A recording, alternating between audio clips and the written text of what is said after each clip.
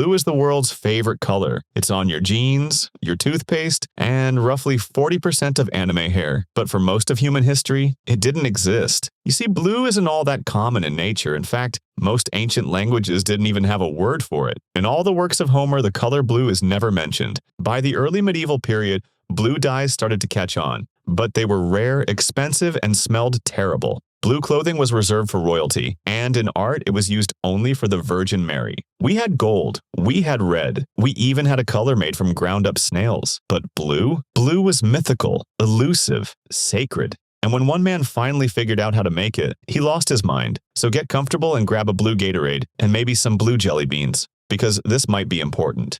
Blue is weird, and not just emotionally. In nature, blue is stupidly rare. You can go your whole life without seeing a truly blue plant, rock, or animal. And if you do, it's usually faking it. Most blue butterflies, they're an optical illusion. Most blue birds, also an illusion. Nature is basically running a blue scam. And because blue was so rare, ancient humans didn't even bother naming it. Ancient Egyptians had to invent a word for blue after they discovered lapis lazuli. But everyone else? No word for blue. Ancient Hebrews had no consistent word for blue. Ancient Chinese and Japanese considered blue and green the same thing. And then there's Homer, not the yellow one, the Greek poet. In the Iliad and the Odyssey, Homer describes the ocean as wine dark, which to be fair sounds much cooler. He would describe the sky as bronze, starry, or vast, which is poetic, but still not blue. It's not that these civilizations couldn't see blue, it's that their brains weren't trained to label it. You don't notice what you don't name. Blue wasn't a color, it was a rumor. Blue was the color you didn't talk about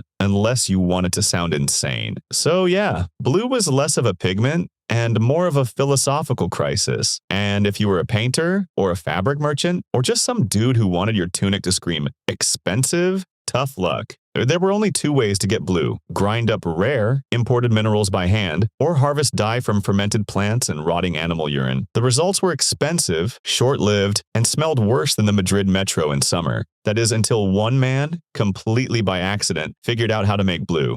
And then he slowly went insane. Fast forward to the year 1704. Germany, or what would eventually be called Germany, is full of powdered wigs, lead-based everything, and alchemists who think mercury is basically a vitamin. And in the city of Berlin, a man named Johann Jacob Diesbach is doing something completely normal for the time, making paint in a laboratory filled with hazardous materials, no ventilation, and absolutely no concern for his own safety. Diesbach was trying to make a red pigment. Nothing revolutionary, just your standard 1700s crimson soup. The recipe? Simple. Iron sulfate, potash, some cochineal dye, and a prayer. But here's where things get weird. The iron sulfate he used wasn't exactly clean. Turns out it had been contaminated by a substance called animal oil, which sounds innocent until you find out animal oil is 1700s chemistry slang for processed blood. So yeah, he accidentally added blood to his pigment recipe. But the accident created something amazing. Instead of red, he got blue. Not just any blue, a deep, intense, vibrant blue. Something no one in Europe had ever seen come from a lab. It was stable. It didn't fade. It didn't cost a small fortune or smell as bad as a British pub. Diesbach had just invented Prussian blue. At first, no one believed it. He showed it to other paint makers, and they accused him of faking it. Because who the heck accidentally invents the most important pigment in modern history using processed animal blood?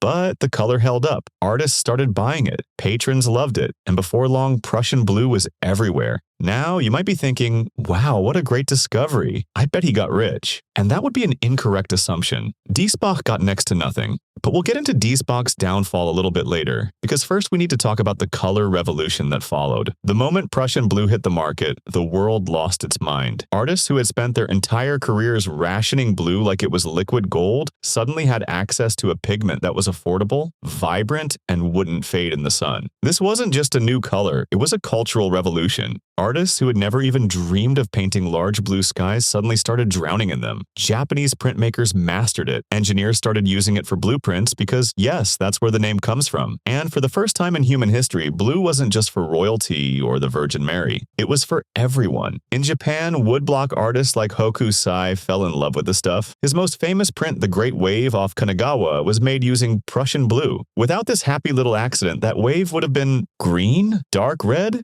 Who knows, it may not have existed at all without Prussian blue. Meanwhile, in Europe, a Prussian blue exploded into fine art. And Van Gogh absolutely loved it. And fun fact, the first synthetic blue jeans? Also Prussian blue. That's right. The color that made Van Gogh a legend also made your auntie's favorite pants. But the pigment's influence didn't stop at art. It seeped into science, fashion, politics, even medicine. In France, Prussian blue became the it color for decorating royal palaces. In England, it showed up on military coats. In Russia, they used it for art, fashion, and existential despair, but mostly existential despair. And in the lab, scientists discovered it could bind to heavy metals, turning it into an early treatment for things like lead and mercury poisoning. That's right, the same color that revolutionized art also doubled as a chemical sponge. And people loved it. This wasn't just pigment, it was progress. It was the kind of success that breaks things. And as the pigment took over the world, one thing quietly got left behind: the guy who made it. So you'd think inventing an entirely new color would be a one-way ticket to fame, fortune, and at least one parade in your honor. You'd be wrong. Instead, Diesbach did what many 18th century geniuses did. He tried to monetize it, failed miserably, and quietly disappeared into historical footnotes, while everyone else got rich. You see, Diesbach wasn't business savvy and had to rely on collaborators to promote the new dye. In time, the secret recipe for Prussian blue leaked, possibly stolen by a British industrial spy. His formula for Prussian blue spread fast, faster than gossip in the Philippines. And instead of praising Diesbach, other chemists just copied his recipe. No royalties, no licenses, not even a thank you for Diesbach. By 1710, it was being sold all across Europe. By 1724, English chemists were improving it.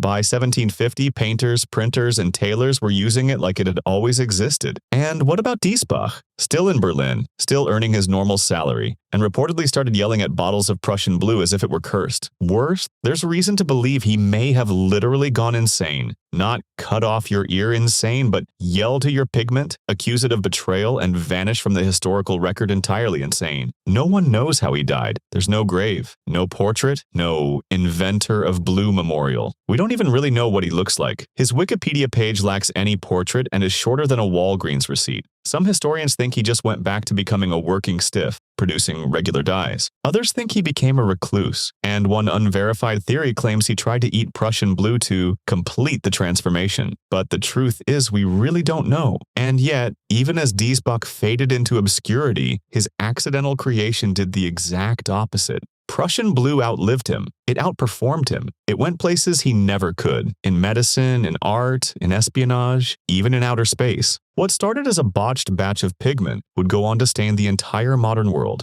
sometimes literally. So Diesbach vanished, but his color didn't. Prussian blue ended up everywhere, and I mean everywhere. Painters used it to make their work moodier, darker, and more depressing, which is how we got Picasso's Blue Period, a series of melancholic paintings made entirely in shades of Prussian blue. The Prussian army started using it for their uniforms, and Big Ben's clock faces also has Prussian blue to complement the gold-colored structure. But the color didn't stop at art or architecture, it got weirder. Scientists discovered that this same pigment, originally born of contaminated iron and animal byproduct, could actually treat heavy metal poisoning. Today, it's FDA approved and sold in capsule form to flush radioactive cesium and thallium from the human body. That's right, the same color once used to paint military jackets is now used to keep people alive after nuclear accidents. Diesbach may have yelled at his pigment, but the pigment clearly held no grudge. So yeah, eat the wrong mushroom, or spend too much time in Chernobyl, and Diesbach's invention might literally be what keeps you alive. Doctors also use it in bone marrow biopsies, where it binds to iron deposits and helps highlight cellular structures, which is a surprisingly helpful second act for a pigment that began life as a lab accident.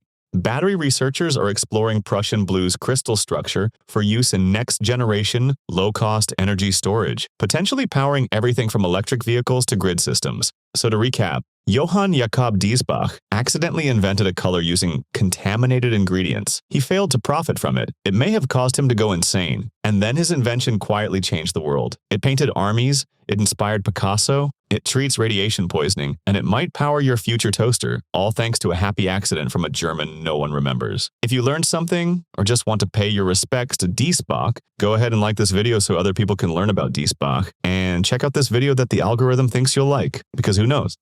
This might be important.